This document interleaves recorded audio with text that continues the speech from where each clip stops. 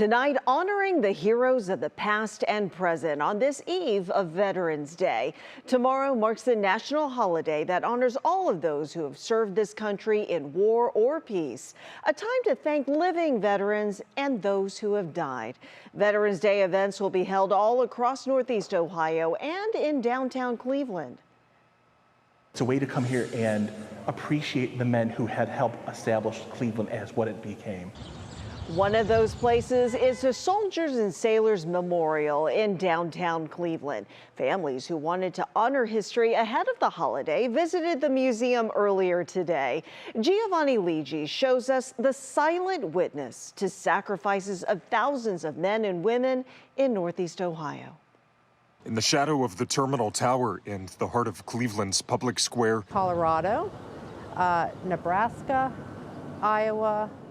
DA and Ward Thomas are ending their month-long cross-country road trip. I didn't want to be home for the election. I wanted to sort of see the beauty in America, not the fighting. They're spending their final evening at the Soldiers and Sailors Monument, just a day before the nation honors our service members. This just is very moving, and it's a very fitting way to end our trip. You know, remembering that we fought, we were divided at one time, we came together, and that's what I had wanted to see on this road trip. The Civil War monument, dedicated in 1894, is meant to honor and recognize the men and women from Cuyahoga County who served in the war. On the outside, the statues on the outside, they tell such an evocative story, and they're so different than the normal kinds of statues that you see with Civil War monuments. And on the inside, inscribed on the walls, you'll find the names of those who enlisted. There's 9,000 names on these walls, and that means 9,000 stories. They're alongside panels, one showcasing the women who played a role in the war effort. When you come in here, it's a little bit more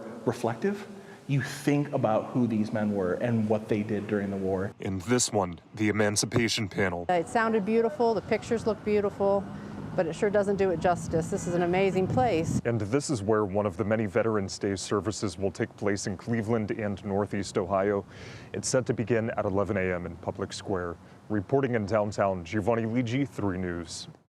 And the city of Cleveland will also hold a Veterans Day ceremony tomorrow morning at 11 in the City Hall Rotunda, followed by our Veterans Day parade that steps off at 12:30 p.m. at City Hall. The parade will last about an hour. It'll include military units, marching bands, veterans, and community organizations.